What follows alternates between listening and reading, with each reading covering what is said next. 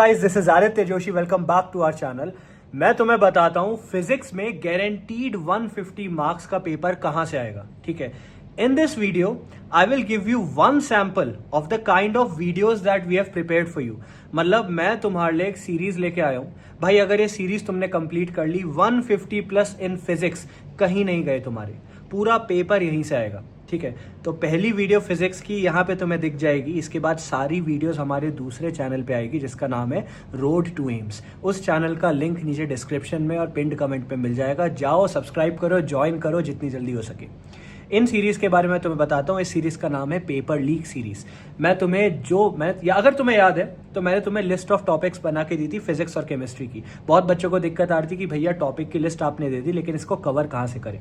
तो अब मैं तुम्हारे लिए नीट के टॉपर्स के थ्रू लिस्ट ऑफ टॉपिक्स की सिलेक्टिव वीडियोस ले आया हूँ। मतलब अगर तुमने ये वीडियोस देख ली, हर एक video crisp, to the point, precise होने वाली है। अभी वीडियो स्टार्ट होगी, तुम वीडियो को देखना पूरा, तुम्हें समझ आएगा किस तरीके से तुम्हें पढ़ाया गया है।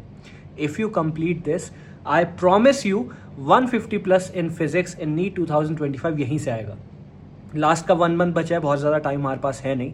बिना टाइम वेस्ट करे पूरी सीरीज रिलीजियसली फॉलो करो।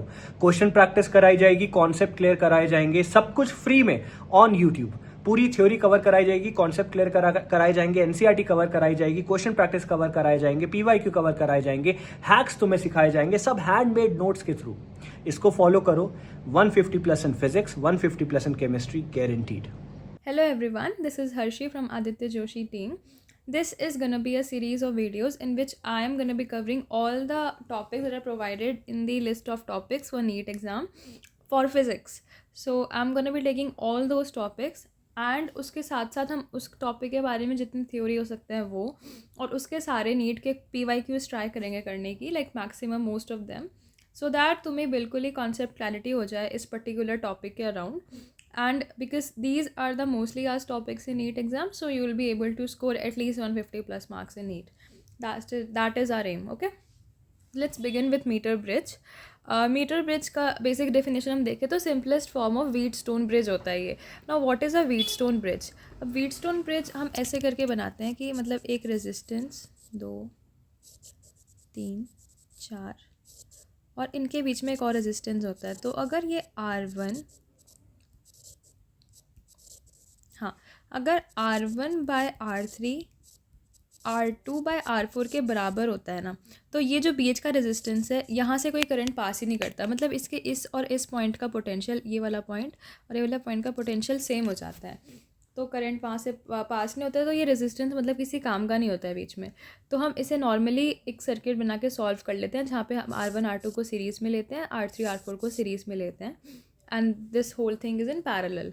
ठीक है, तो हमारी कैलकुलेशंस बहुत ईजी हो जाती हैं. This is what a basic Wheatstone bridge is. ठीक है, so now that we know what a wheatstone bridge is, let's move forward. Why do we use it? We use it for comparing resistances. मतलब हमें resistance दिए गए हैं और हमें उन्हें कंपेयर करना है, तो हम उसके लिए यूज़ करते हैं क्योंकि हमें वैल्यू थोड़ी पता है, हम कंपेयर कर सकते हैं इस मीटर ब्रिज से. Also for measuring unknown resistance, हाँ, हमें कोई अननोन रेजिस्टेंस मिला है तो हम वो भी निकाल सकते हैं. This is a basic metre bridge. सबसे पहले देखना, यहाँ पे एक मीटर स्केल होता है. अब तुम्हें मीटर स्केल नाम से पता चल रहा होगा कि ये 1 मीटर का होता है, और 1 मीटर में कितने सेंटीमीटर होते हैं? 100. तो 1 मीटर यानी कि इसमें 100 सेंटीमीटर मतलब का होता है, ये 1 मीटर का होता है. और यहाँ पे इसके ऐसे स्ट्रिप्स लगी होती हैं जिसमें एक रेजिस्टेंस हम लगाते हैं R, एक लगाते हैं S. ठीक है, और इनके बीच में होता है galvanometer. G stands for galvanometer. और एक मतलब कि एक और वायर सी होती है जिसको हम पॉइंट कर सकते हैं कहीं पर भी, like this is called a jockey. वो हम ऐसे अपने हाथ में लेके we put it somewhere on this metre scale. जैसी मतलब जहाँ पे इस गैल्वेनोमीटर की रीडिंग 0 हो जाती है, उस वाले पॉइंट में हम उसे रखते हैं जॉकी को on this metre scale. And then we calculate this length, because this is a scale. तो हमें पता चल गया कि L1 की वैल्यू कितनी है, और क्योंकि ये 100 सेंटीमीटर का है तो हमें पता चल गया कि 100 माइनस L1 कितना है. So we can find out this length and this length. ये दोनों लेंथ से हमें पता चल जाती है. तो एक इसका मीटर ब्रिज का मतलब प्रिंसिपल होता है कि R/S. What is R again? देखते हैं. This R/S is equal to L1 upon में 100 माइनस L1. या फिर तुम इसको नॉर्मली ऐसे भी याद कर सकते हो कि R/L1 is equal to S upon में 100 माइनस L1. ठीक है, this is the basic principle. अब हम थोड़ी और चीज़ें देख लेते हैं इसके कंस्ट्रक्शन में। We have also provided a key, और ये हमारे एक बैटरी है, ठीक है। नाउ एक 1 मीटर लॉन्ग वायर है that is usually made up of manganin और कॉन्स्टेंटिन, ठीक है। अब क्वेश्चन आ सकता है कि ये जो मीटर ब्रिज की वायर होती है वो किससे बनती है, तो ये बनती है मैंगनीन से या कॉन्स्टेंटिन से। Why? Because they have low temperature coefficient. इससे क्या होता है, resistance doesn't change much with temperature, मतलब टेम्परेचर वेरिएशन आएगी टेम्परेचर में तो रेजिस्टेंस ज़्यादा चेंज नहीं होता है। That is why we use this, है ना, क्योंकि हमें नहीं चाहिए कि रेजिस्टेंस बदले फिर हमारी वैल्यूज़ बदल जाएंगी, है ना। Now and it is stressed over a wooden base, ठीक है। वुडन बेस पे ही हम लोग वो जॉकी लगाते हैं जहाँ पे गैल्वेनोमीटर की रीडिंग 0 हो जाती है। Okay, now jockey slides along the wire to find the null point. What is the null point? मैं तब से जो कह रही हूँ कि गैल्वेनोमीटर की रीडिंग 0 हो जाना, यानी कि इस ब्रांच के थ्रू कोई करंट पास ना करना, तभी होगी ना 0 रीडिंग। और 0 रीडिंग हो जाएगी तो उसे कहेंगे नल पॉइंट, ठीक है। Have cover this. प्रिंसिपल इसका वही होता है, व्हीटस्टोन ब्रिज का प्रिंसिपल, वही मैंने बता दिया। L1 is the length of wire from one end where null point is obtained. If null point is obtained here, तो एक एंड से जो डिस्टेंस है नल पॉइंट तक का उसे हम कहेंगे L1, ठीक है। ओके, अब ये वर्किंग है इसकी कि कैसे काम करता है ये। एक नोन रेजिस्टेंस एस को हम लगाते हैं एक गैप में, जिससे, और एक अननोन रेजिस्टेंस को दूसरे गैप में लगाते हैं, ठीक है। Complete the circuit with a battery and galvanometer. हमने रेजिस्टेंस एक लगाया नोन, एक लगाया अननोन, मतलब इसमें से कोई सा भी हो सकता है, वो मैटर नहीं करता। नोन अननोन लगाया, सर्किट को कंप्लीट किया, बैटरी लगाई, की लगाई, गैल्वेनोमीटर लगाया, ठीक है। Jockey is moved along the wire until galvanometer shows 0 deflection. Balancing length L1 is measured. जो हमारी balancing length है, what is the balancing length? Balancing length is that length जहाँ पे हमारा null point आया, है ना, तो इसे कह देंगे balancing length. Balancing length L1 is measured using the WSB principle, Wheatstone bridge principle. Unknown resistance is calculated. इससे लगा के हमें एक नोन है L1 हमें पता चल जाता है जॉकी की मदद से। 100 माइनस L1 तो L1 से ही निकल जाएगा, और मान लो ये हमारा अननोन रेजिस्टेंस है तो हम उसे कैलकुलेट कर सकते हैं, ठीक है। Now important points, the thinner and uniform the wire the more accurate the result. Obviously अगर वायर जो मोटी होगी या पतली होगी या कुछ होगी, मतलब यूनिफॉर्म नहीं होगी, तो ऑब्वियसली वो रिजल्ट को टैम्पर करेगी, है ना। The thinner the wire, thicker होगी तो थोड़ा रेजिस्टेंस वायर का भी आ जाएगा, तो that's not something we want. The thinner and uniform the wire the more accurate the result. Okay, the bridge is most sensitive when P is approximately equal to Q। What do we mean here? जैसे यहाँ पे भी P आएगा, एक minute,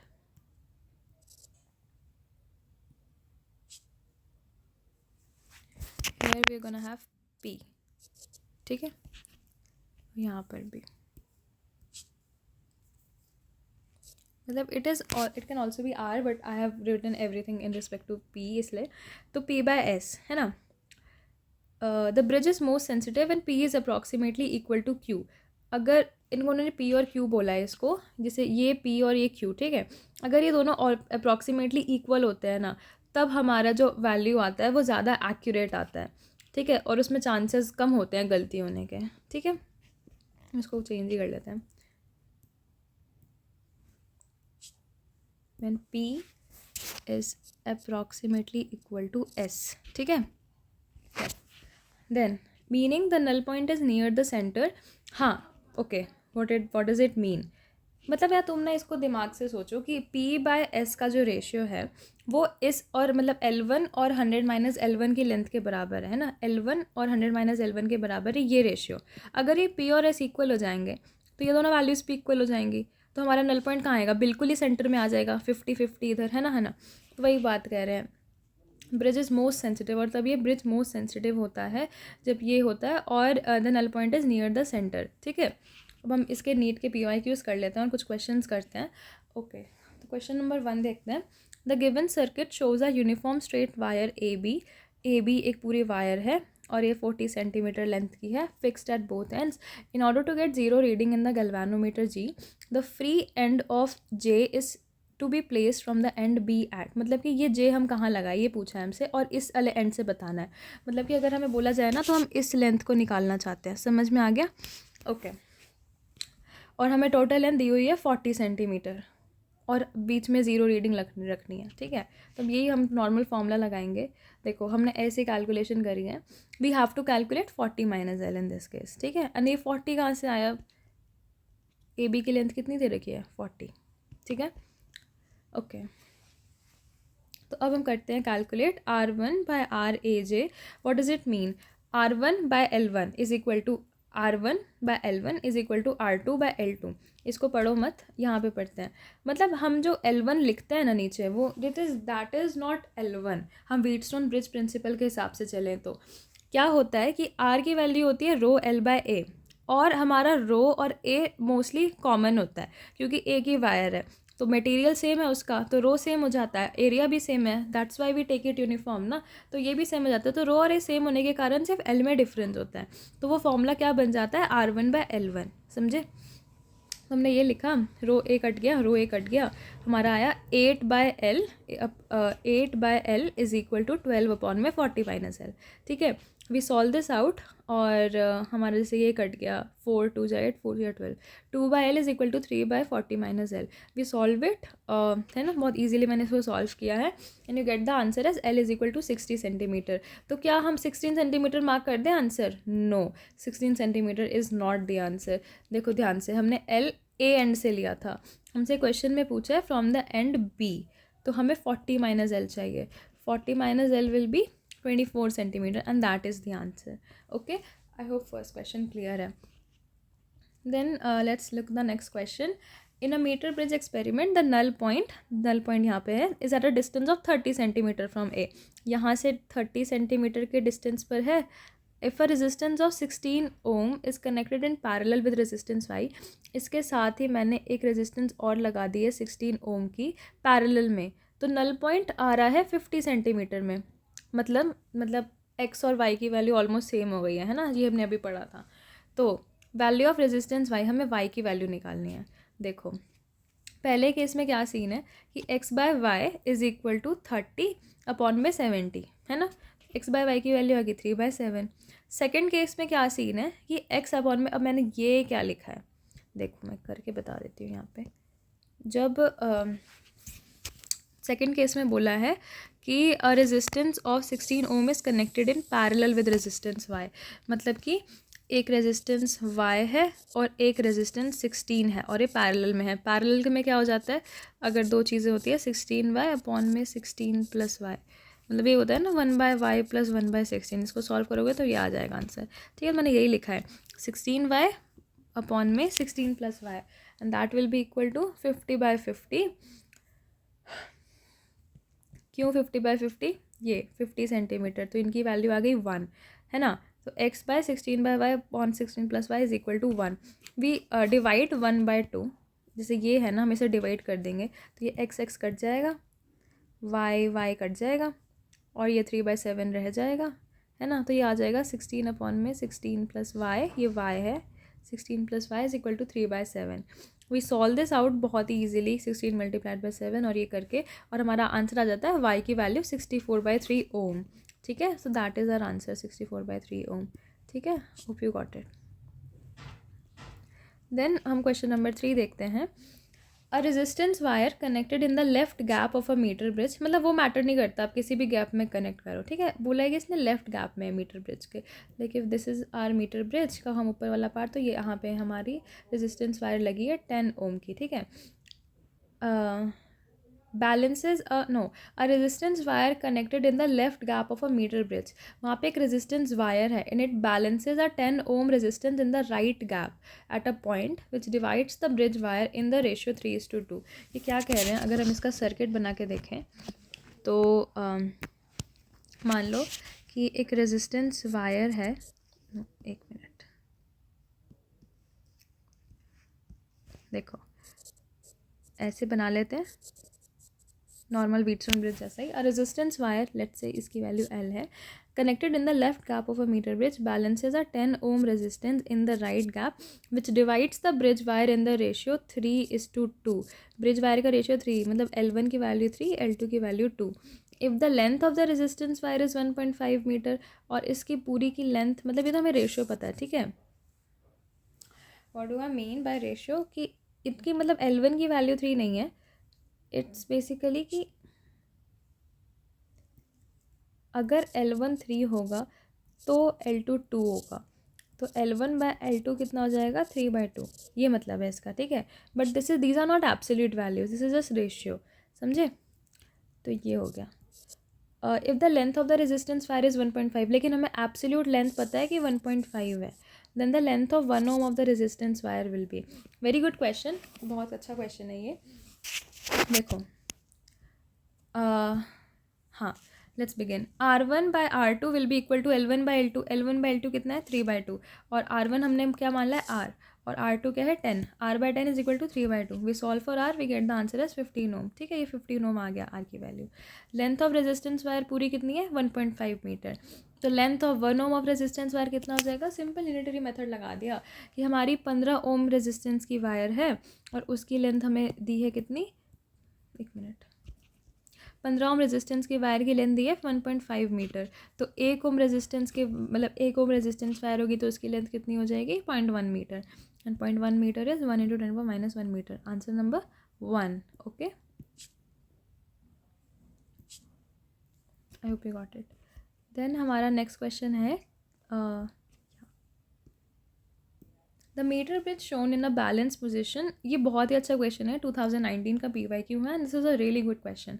the metre bridge shown is in a balance position with P/Q is equal to L1/L2। Normal principle है।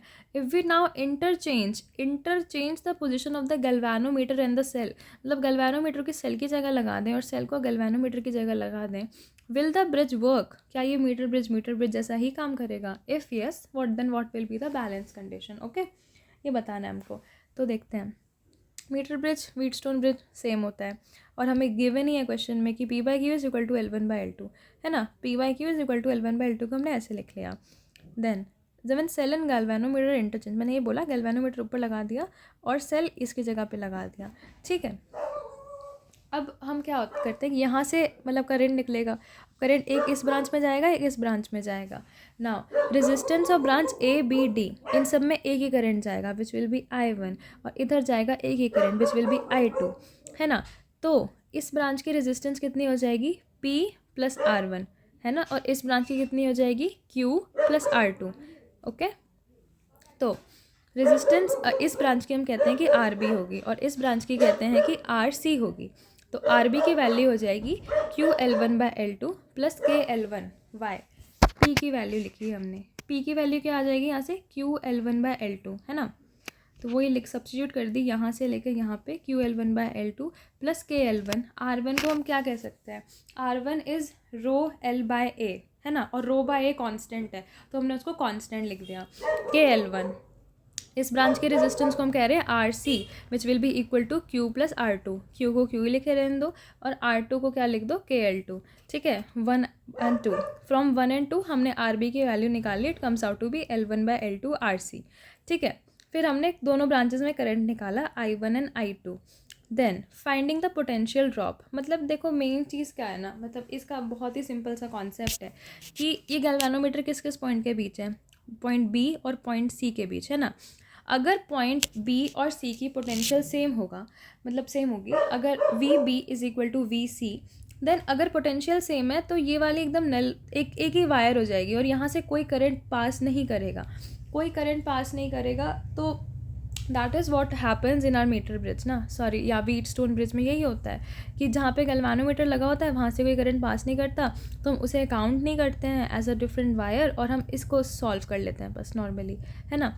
तो मैं यही देखना है, अगर VB की वैल्यू VC के बराबर है तो वोल्टेज, है ना, पोटेंशियल डिफरेंस, तो हम कैलकुलेट करते हैं VAB/VAC बाय क्या होता है V is equal to IR, वही लिखा IR सॉल्व किया इसको, PY की रेशियो में पता है I1/I2 रेशियो हम निकाल लेंगे and it comes out to be 1। What VAB is equal to VAB/VAC is equal to 1। This implies कि VAB VAC के बराबर है। A मतलब बीच का पॉइंट है तो उसे काट सकते हैं, तो पोटेंशियल B का C के बराबर है, ठीक है। मतलब दैट इज़ व्हाट हैपन्स कि जो यहाँ ये वाला पोटेंशियल है यही इसके बराबर है, मतलब इन दोनों पॉइंट का पोटेंशियल सेम होगा क्योंकि ये तो कॉमन पॉइंट रहा है ना, ठीक है। तो ऐसे करके वी बी की बराबर वी सी, यानी कि ज़ीरो डिफ्लेक्शन इन गैल्वेनोमीटर। तो that is what happens in our metre bridge. तो ऐसा तो नहीं है कि नो हो जाएगा, तो ऑप्शन 2 नहीं हो सकता। येस येस येस, हाँ हो सकता है। और कंडीशन क्या रहेगी? सेम वही रही। हमने क्या कुछ अलग बदला, कुछ अलग आया? नहीं, conditions will be exactly same and yes it will be in a balanced condition. Okay, it is a very good question. अगर तुम्हें में से किसी को भी कोई डाउट हो इस क्वेश्चन में तो वो मुझसे पर्सनली कमेंट सेक्शन में डाल सकते हैं डाउट्स, ठीक है? I will answer them. एक तो ये चीज़ हो गई। Then let's look at question number 5. It says the figure given below shows a circuit when resistances in the two arms of the meter bridge are 5 ohm and R ohm respectively. When the resistance R is shunted, shunted यहाँ पे ना important word है, मैं लिख देती हूँ। shunted का मतलब होता है connected in parallel, ठीक है? अगर कोई चीज़ पैरेलल में कनेक्ट करते हैं तो उसे शंट कहते हैं। विथ इक्वल रेजिस्टेंस, क्या मतलब है इसका? कि एक जगह पे 5 ओम रेजिस्टेंस है, एक जगह आर ओम है, उसके साथ में ही एक और लगा दिया रेजिस्टेंस इक्वल है, वो आर के ही बराबर है। The new balance point is at 1.6 L1। जो पहले L1 पे आ रहा था बैलेंस पॉइंट, अब 1.6 L1 पे आ रहा है। तो आर की वैल्यू कितनी है? बहुत कॉम्प्लेक्स लग रहा है तुम्हें मीटर ब्रिज का कोई भी क्वेश्चन आए और तुम्हें कुछ भी कॉम्प्लेक्स लगे, सबसे पहले तो वो इक्वेशन लिखो कि 5/L1 will be equal to R upon में 100 माइनस L1, ठीक है? और ये वाली इक्वेशन बन जाएगी इससे 500 minus 5L1 is equal to RL1। Now resistance R is shunted with R, तो R और R आ जाएंगे, तो यानी कि इनके इफेक्टिव रेजिस्टेंस हो गई R/2। तो 5 और इनका जो नया बैलेंसिंग लेंथ आया था वो 1.6 L1 आया था, राइट? तो 5 अपॉन में 1.6 L1 is equal to R/2 upon में 100 माइनस 1.6 L1, राइट? समझ आ रहा होगा? यहाँ पे हम दोनों रेजिस्टेंस लिखते हैं और R/2 कहाँ से आया? क्योंकि शंट किया है उसको एक और रेजिस्टेंस उसी के बराबर के साथ। तो R/2 अपॉन में 100 minus 1.6 L1। We solve this out and we'll get our answer. मतलब 1 को हम 2 से डिवाइड कर दें, है ना, इस वाले इसको इससे डिवाइड कर दें तो हमारा आ जाएगा लाइक सिंपल ही है, बिल्कुल 1.6 की वैल्यू आ गई। इसको नॉर्मली सॉल्व करना है, तुम ईजिली ये वीडियो पॉज करके देख सकते हो कि मैंने क्या किया है, बहुत सिंपली किया है, ठीक है? वी सॉल्व दिस आउट, हमारा आंसर आ जाएगा L1 की वैल्यू 25।